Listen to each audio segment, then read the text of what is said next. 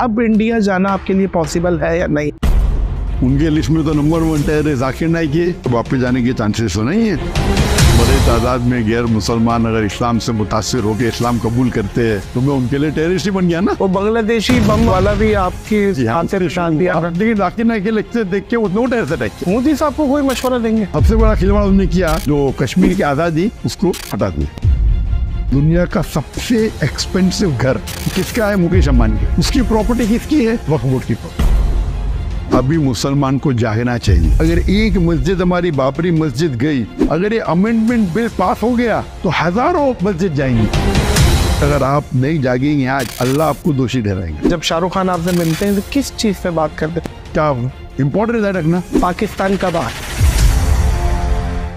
আজকে আপনাদের সামনে আপনাদের প্রিয় মানুষের একটি খুবই গুরুত্বপূর্ণ ভিডিও নিয়ে হাজির হয়েছি। পাকিস্তানের একজন ইউটিউবার যার নাম নাদির আলী, তিনি ডক্টর জাকির নায়েকের সঙ্গে একটি পডকাস্ট করেছেন। আর এখানে তিনি ডক্টর জাকির নায়েকের জীবনের সম্বন্ধে অনেক প্রশ্ন জানার চেষ্টাও করেছেন, আর যেগুলোর উত্তর তিনি খুব সুন্দর করে দিয়েছেনও। যেমন ভারত আপনার উপর কেন প্রতিবন্ধ লাগিয়েছে, আপনি কি কখনো আর ভারতে আসবেন না, আপনার ছেলেবেলা কেমন কেটেছে, আপনার দাওয়াতে তাবলিগের সফর কেমন ছিল, বাংলাদেশে কি কখনো যাওয়ার ইচ্ছে ছিল, এবং সেই বাংলাদেশের বিস্ফোরণ, এমন ধরনের আরো গুরুত্বপূর্ণ প্রশ্ন তিনি করেছেন এই পডকাস্টে। ভিডিওটি যেহেতু উর্দু ভাষাতে আছে তো সেই জন্য আমরা চেষ্টা করেছি নিচে বাংলাতে স্পষ্ট অক্ষরে সাবটাইটেল দেওয়ার, যাতে করে আপনারা খুব সহজে বুঝতে পারেন। সুতরাং আপনি জুড়ে থাকুন আমাদের সঙ্গে শেষ পর্যন্ত। আর হ্যাঁ, সেই সঙ্গে যদি আপনি ডক্টর জাকির নায়েকের ফ্যান হয়ে থাকেন তাহলে ভিডিওটিতে লাইক করে আমাদের এই চ্যানেলটিও সাবস্ক্রাইব করে রাখতে পারেন। তো চলুন ভিডিওর প্রধান অংশের দিকে এগিয়ে যাই। डॉक्टर साहब, सबसे पहले हम बिल्कुल बचपने से शुरू करेंगे। 1965 में आपकी पैदाइश हुई, जो कि विकिपीडिया बताती है, सही है? जी हाँ, 18 अक्टूबर। आप थोड़ा सा बताइए मुझे कि बचपन का जो जाकिर नाइक था, जो छोटा सा बच्चा था, वो कैसा था? शरारती था, शाय था, इंट्रोवर्ट था, एक्सट्रोवर्ट था, क्या था? अल्हम्दुलिल्लाह, बचपन में आप मुझे कह सकते थे कि मैं शरारती था। अल्हम्दुलिल्लाह, साथ साथ अक्सर लोग जानते हैं कि बचपन से मैं हकलाता हूँ। अच्छा। अगर कौन मुझसे पूछता था कि मेरा नाम क्या है तो मैं कहता था मेरा नाम है जाकिर। तो बचपन में हकलाता था। और पूरे स्कूल की ज़िंदगी में हमारे school Saint Peter's high school में एक सब्जेक्ट होता था पब्लिक स्पीकिंग, या स्पीकिंग होता था।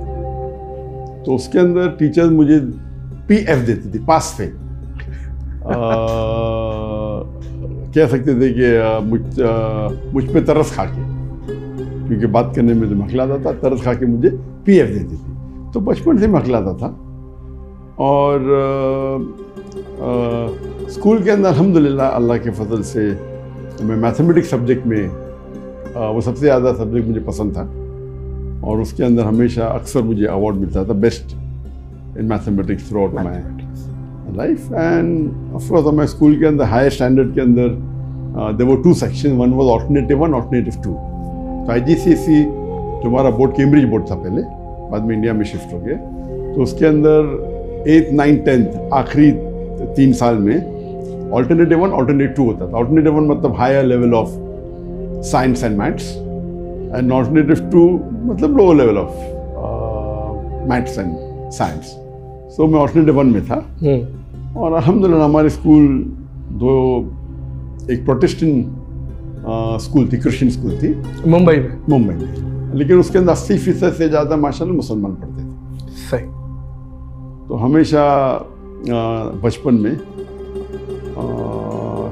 जहाँ तक के स्टडीज़ का सवाल था, अल्लाह के फजल से काफ़ी मैं आगे था, सही था। लेकिन स्पोर्ट्स में हमेशा, स्पोर्ट्स के अंदर एवरेज था। तो मेरी ख्वाहिश थी कि मैं एक बार रेस जीतना चाहता, रेस जीतना चाहता था स्कूल के अंदर। लेकिन अल्लाह की मर्जी थी, स्कूल लाइफ में कभी भी नहीं जीता। लेकिन जब कॉलेज लाइफ में मैं गया तो एक मुसलमान दोस्त ने मैंने ऐसा पूछा कि ये 10 किलोमीटर रेस का हाईएस्ट रिकॉर्ड क्या है? तो हंसने लगा मुझ पे। रिकॉर्ड पूछ रहे, चल के दिखाओ। भागने की बात दूर है। और कौन मुझे जब चैलेंज करता है तो मैं हमेशा चैलेंज एक्सेप्ट करता हूँ, but naturally see in the situation, not any illogical challenge. तो मेरे पास 1 हफ्ता था वो रेस में दौड़ने के लिए, और कॉलेज ये मेडिकल कॉलेज की बात है। अल्हम्दुलिल्लाह की वजह से 10 किलोमीटर में मुझे गोल्ड मेडल मिला। जी हाँ, 10 किलोमीटर में gold medal. And then I went on the state level. So I was more of a long distance runner in my college days, दूर की दौड़, जिसके अंदर stamina is required, not short distance. My son Farik is more short distance runner, is a sportsman. तो जहाँ तक कि athletics में था, वो मेरी ख्वाहिश थी स्कूल में, लेकिन अल्लाह ने उसे पूरी किया in the college life. And sports के अंदर of course I used to like football. India से हिजरत करनी पड़ी, इंडिया याद आता है आपको? इंडिया ऑफ कोर्स, ओवरऑल तो जो अल्लाह ताला ने जो प्लान किया, मकरूम खैर माफिन, अल्लाह सबसे बेहतरीन प्लानर है। तो इंडिया को छोड़ने का अफसोस तो हुआ पहले, फिर हम यहाँ आए, काफ़ी फ़ायदे हुए, काफ़ी ओवरऑल। लेकिन जो मिस करते हम इंडिया में, वो जो दावत हम बड़े खुले मैदान में आम करते थे, 10-10 लाख लोगों का रश। जी हाँ, मुसलमान गैर मुस्लिम के साथ। हाँ। और गैर मुस्लिम तकरीबन 25%, 20 से 25% रहते थे। तो अगर मजमा होता था लाख का, तो उसमें से 25%, 25% होते थे, 25,000 होते थे गैर मुस्लिम। तो मजमा 5 लाख का होता था, बहुत बड़ी बात होते थे। मजमा 1 मिलियन का भी 10 लाख का, तो उसमें से 2.5 लाख पता चला, 2.5 लाख गैर मुस्लिम होते थे। तो वो जो मंजर है, इंडिया के अलावा सिर्फ 2 या 3 मुल्क में और हो सकता है। अच्छा, हो सकता है इंडिया की टक्कर का इतना बड़ा मजमा। कहाँ? एक वो तो पाकिस्तान में, बिल्कुल ठीक है। एक हो सकता है बांग्लादेश में, ठीक है, और एक इंडोनेशिया में। बिल्कुल, तीनों सही नाम लिए। बांग्लादेश जाने का मेरा प्रोग्राम बना था 2 बार। एक बार जब डॉक्टर इस्लाम शहीदात के साथ, वो मुझे ईयर याद नहीं, लेकिन आप अभी तक बांग्लादेश नहीं गए? अभी तक गया नहीं। तो 88 था या 92 था, ऐसा कुछ। दीदा साहब जाने वाले थे, तो मैंने भी वीज़ा लगा दिया, वीज़ा लग गया, वो ट्रिप कैंसिल हो गया, तो मैं गया नहीं। फिर 2013 की बात है कि मैंने वीज़ा लगाया था रियाद से। फिर वहाँ से इंटेलिजेंस की खबर आ गई मजमा बहुत बड़ा होने वाला है, अभी हालात सही नहीं है, तो आप पोस्टपोन करें तो बेहतर है। तो 2013 में भी वीज़ा लग गया, कैंसिल हो गया। डॉक्टर साहब, मेरा सवाल वही रह गया, अब इंडिया जाना आपके लिए पॉसिबल है या नहीं है? इंडिया जाना तो एकदम आसान है, बाहर निकलना मुश्किल है। जाना तो इन्होंने रेड कार्पेट देगी, मुझे आओ भाई आओ, अच्छा अंदर आओ, जेल में बैठो, अरेस्ट कर लेंगे वो, जाहिर है। अच्छा, उनके लिस्ट में तो नंबर 1 टायर है जाकिर नाइक के। अगर मैं बड़े तादाद में गैर मुसलमान अगर इस्लाम से मुतासिर होकर इस्लाम कबूल करते हैं, अल्लाह उनको हिदायत देता है, तो मैं उनके लिए टेररिस्ट ही बन गया ना। हालांकि काफ़ी इल्ज़ाम लगा, लेकिन अल्लाह की मदद से एक भी इल्ज़ाम साबित नहीं हुआ, माशाल्लाह। जी जी, वो बांग्लादेशी बम वाला भी आपके खाते में डाल दिया था? उससे शुरू हुआ, उसके पहले तो कोई प्रॉब्लम था नहीं मुझे। लेकिन बांग्लादेश के अंदर 1 जुलाई 2016 में एक धमाका हुआ, एक टेररिस्ट अटैक हुआ, इसमें 4 या 5 टेररिस्ट इन्वॉल्व थे और कोई 21-22 फॉरेनर की मौत हुई। उसके अंदर एक जो टेररिस्ट था वो मेरे फेसबुक का फॉलोअर था। अंदाजा बांग्लादेशी न्यूज़पेपर एक 3 जुलाई को इंफॉर्मेशन दी कि one of the terrorist was the follower of doctor Zakir Naik on the Facebook. Indian media ने उसको ट्विस्ट की जी और बोले ही वॉज इंस्पायर्ड। एक फॉलोअर होना अलग होता है और एक इंस्पायर्ड मुतासिर होके टेररिस्ट एक्ट करना अलग होता है, और एक फॉलोअर होना। तासुर दे दिया कि आपका साथी है। हाँ, लेकिन जाकिर नाइक के लेक्चर देख के उसने टेररिस्ट अटैक किया इनडायरेक्ट। तौबा है। तो इंडिया मीडिया में और उस टाइम वो हफ्ते में अल्हम्दुलिल्लाह maximum search name in the world was Zakir Naik. आप गूगल के Zakir Naik every day about 40-50 newspaper में, और इंडियन न्यूज़पेपर तो मुझे ओवरनाइट सर बिकते हैं, गवर्नमेंट ने मुझे और फेमस बना दी। तो इसीलिए मैंने कहा जज़ाकल्लाह और जज़ाकल्लाह मतलब अल्लाह उनको जज़ा दे। जो लोग अरबी जानते हैं वो समझ गए मैंने क्या कहा। इंग्लिश में थैंक यू भी कहा, नो प्रॉब्लम। लेकिन एक जज़ाकल्लाह अलग होता है और एक जज़ाकल्लाह खैर अलग होता है। जज़ाकल्लाह मतलब अल्लाह उनको जज़ा दे, जैसा किया, अच्छा का अच्छा, बुरा का बुरा। वाह। इसलिए अगर मैं कोई मुसलमान अगर अरब से कहूँगा जो अरबी जानता है और इस्लाम जानता, जज़ाकल्लाह, क्या गाली दे रही मुझे? क्या गाली भी हो सकती है, गाली है नहीं, हो सकती है, लेकिन क्या मैंने कुछ गलती किया? तो जज़ाकल्लाह मतलब अल्लाह उनको जज़ा दे। तो अगर कोई गलत काम किया उसके लिए भी हो सकते हैं। तो सही में अगर किसी को आप शुक्रिया अदा करना चाहते, होना चाहिए जज़ाकल्लाह खैरन, अल्लाह आपको जज़ा दे आपके अच्छे काम का। बिल्कुल सही है, दुरुस्त।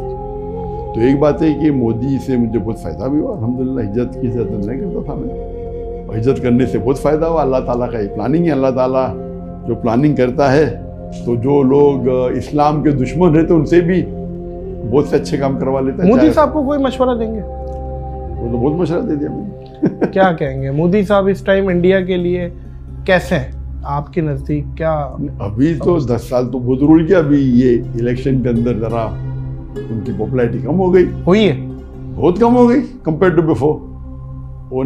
उन्होंने कहा था, उनकी पार्टी ने, और वो खुद कहा कि हम 400 पार करेंगे, 543 सीट से, 543 सीट से उनको 400 से ज़्यादा मिलने वाले थे। अल्लाह की मदद से 50% भी नहीं मिले उनको, और कोएलिशन के साथ वो 50% क्रॉस कर लिए, तो फिर से प्रधानमंत्री बन गए। लेकिन वो जो उनका रौब था, जो बढ़ते थे और लोगों ने खुदा मानने लगे, वो भी कम हो गया। इसीलिए जब उनके पास एब्सोल्यूट मेजॉरिटी होती है और अगर कोएलिशन के साथ 2/3 होती, कुछ भी कर सकते हैं, सही मनमानी कर सकते, कॉन्स्टिट्यूशन से खिलवाड़ कर सकते। और सबसे बड़ा खिलवाड़ उन्होंने किया, वो 370 आर्टिकल को उन्होंने बैन कर दिया, निकाल दिया, और कश्मीर की आज़ादी उसको हटा दिया।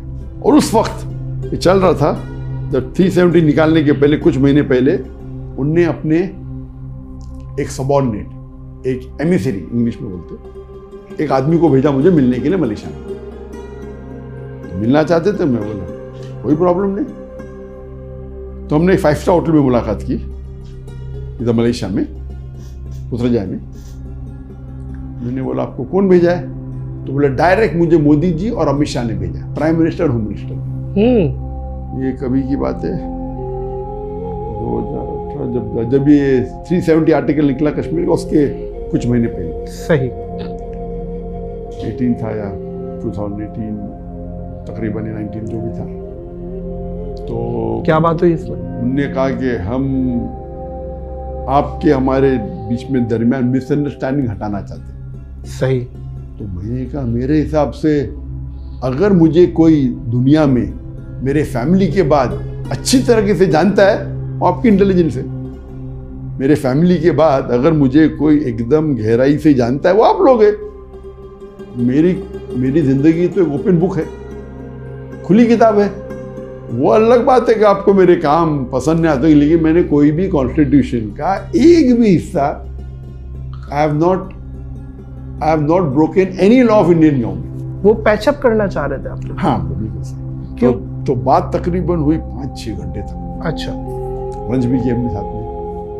तो बोले नहीं, आप इतने मशहूर है, हम आपके साथ होना चाहते हैं, हम चाहते आपको एकदम वापस इंडिया बुलाए, एकदम पूरे विद फुल, आप इतने मशहूर, आप इतना अच्छा काम कर रहे, आपकी नॉलेज क्या है दिन के बारे में, आप हिंदुइज्म की नॉलेज रखते हैं, ब्ला ब्ला ब्ला। आप चाहते क्या है? बोले कुछ नहीं, हम चाहते ट्रैप तो नहीं था डॉक्टर साहब के, आए तो पकड़ लो, अल्लाह वालों। अच्छा। तो मैंने बोला कि आप चाहते क्या है? नहीं, हम सिर्फ चाहते हैं कि हमारे ताल्लुकात अच्छे हो जाए। तो मैं उन्हें साफ कहा कि देखो, आप अगर मुझसे कुछ काम लेना चाहते हैं, मैं मेरे देश के लिए, मुल्क के लिए काम करने को तैयार हूँ। मेरी 2 शर्त। एक शर्त है, जो आप मुझे कहेंगे वो कुरान और हदीस के खिलाफ नहीं होना चाहिए, नंबर 1 शर्त। अल्लाह और अल्लाह के रसूल टीचिंग के खिलाफ नहीं होना चाहिए। वाह। और नंबर 2, मुझे आपके पैसे की जरूरत नहीं। अगर ये 2 शर्त पूरी हो जाती, आप जो मुझसे काम लेना चाहते, मैं मेरे मुल्क के लिए हाजिर हूँ। फिर तो बोला वेरी गुड, नो प्रॉब्लम। तो गुफ्तगू हुई, काफी गुफ्तगू हुई। आप चाहते क्या? नहीं, कुछ नहीं, हम कोशिश करेंगे अभी आपको वापसी आने के लिए। तो उस वक्त तो कुछ कहा नहीं, फिर मुझे कहने लगे वो आदमी शख्स जो आया था उधर से, दिल्ली से, कि हम चाहते हैं कि आप हमारी गवर्नमेंट को सपोर्ट करो कश्मीर इशू में, कि जो हम 370 आर्टिकल को निकाल रहे वो सही है। तो मैंने कहा ये तो नामुमकिन है, मैं मेरे मुसलमान भाइयों के साथ गद्दारी कर ही नहीं सकता। जो मुसलमान कश्मीर में उनका हक है फ्रीडम। डॉक्टर साहब, आप जो माहौल में आए, दीनी माहौल में, इसका क्रेडिट आपकी वालिदा को जाता है या वालिद को जाता है, किसको जाता है? वहाँ से वो लोग भी माहौल में थे या आप निकले हैं घर से और आपने एक लेगेसी कंटिन्यू की है, ये क्या हो बताइए। जहाँ तक कि घर का माहौल था, अल्हम्दुलिल्लाह घर का माहौल काफ़ी इस्लामिक था, लेकिन वालिदैन ने कभी भी हमें फोर्स नहीं किया, कभी भी फोर्स नहीं किया कि नमाज पढ़ो, कहते थे लेकिन कभी ज़बरदस्ती नहीं की।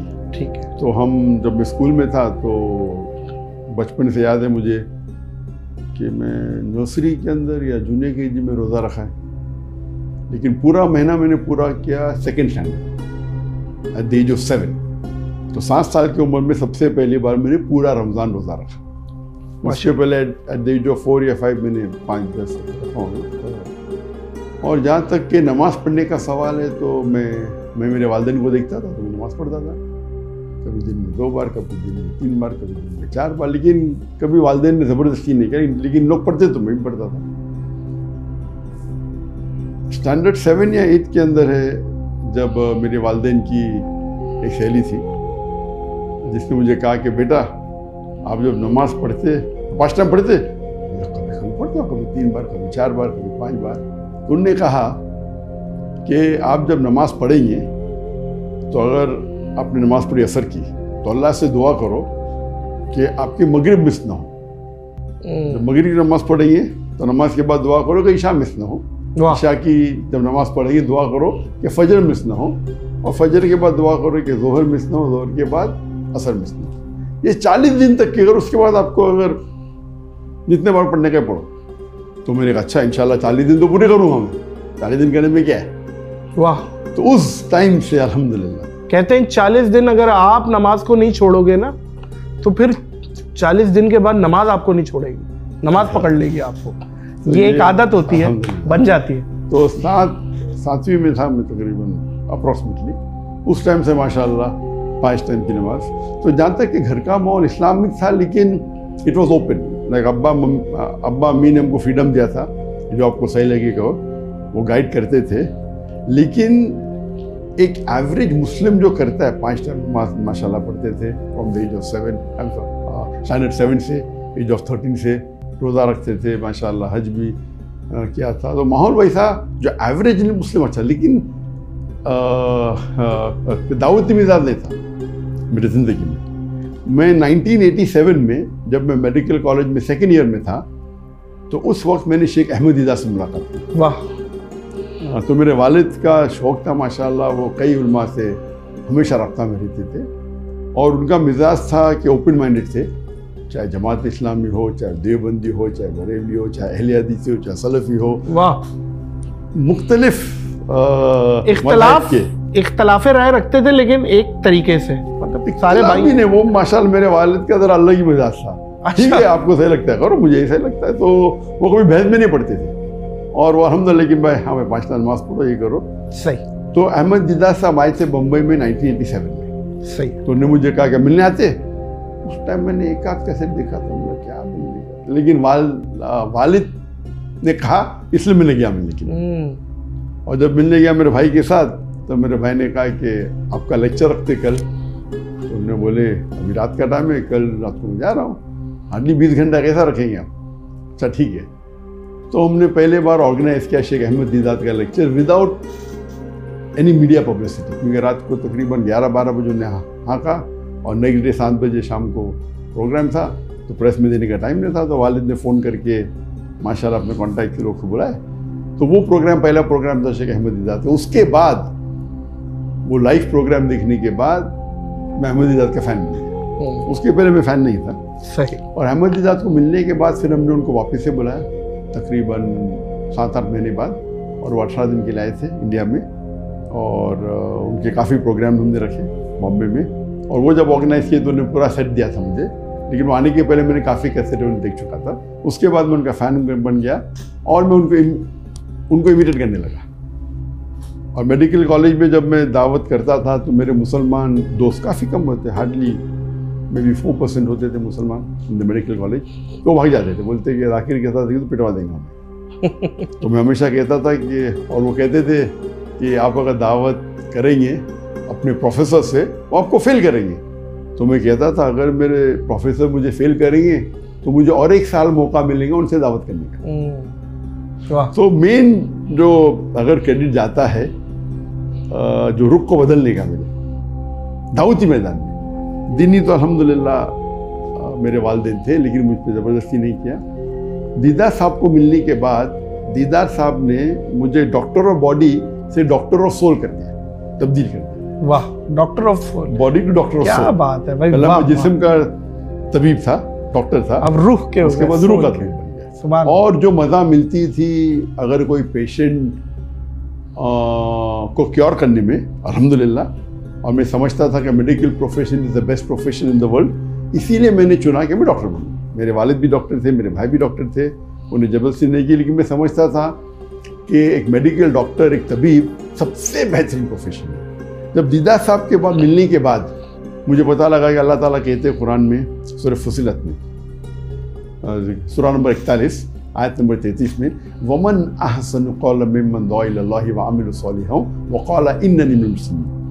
Who is better in speech than one who invites to the way of the Lord, works righteousness and says I'm a Muslim? कौन बेहतर है स्पीच में? वो शख्स जो अल्लाह की तरफ बुलाता है, एंड और वो कहता है कि मुस्लिम। तो सबसे बेहतरीन प्रोफेशन जो अल्लाह ताला के नज़दीक, जो कुरान मजीद में कहा गया है, वो एक दाई का, लोग को इस्लाम की तरफ बुलाना। और दाई, मोअज़्ज़िज़ ख़वातीन व हज़रात, डॉक्टर साहब दाई, डॉक्टर साहब की वाइफ दाई, डॉक्टर साहब के बेटे दाई, डॉक्टर साहब की बेटियां दाई, और मतलब एक पूरा ख़ानदान आपका माशाल्लाह दाई सिस्टम पे है और लेगेसी कंटिन्यू हुई भी है। सर अल्लाह आपको इस्तकामत दे इस चीज़ पे। तो माशाल्लाह आपने बहुत काम किया है दीन के हवाले से, अल्लाह ने बहुत काम मज़ीद लेना है।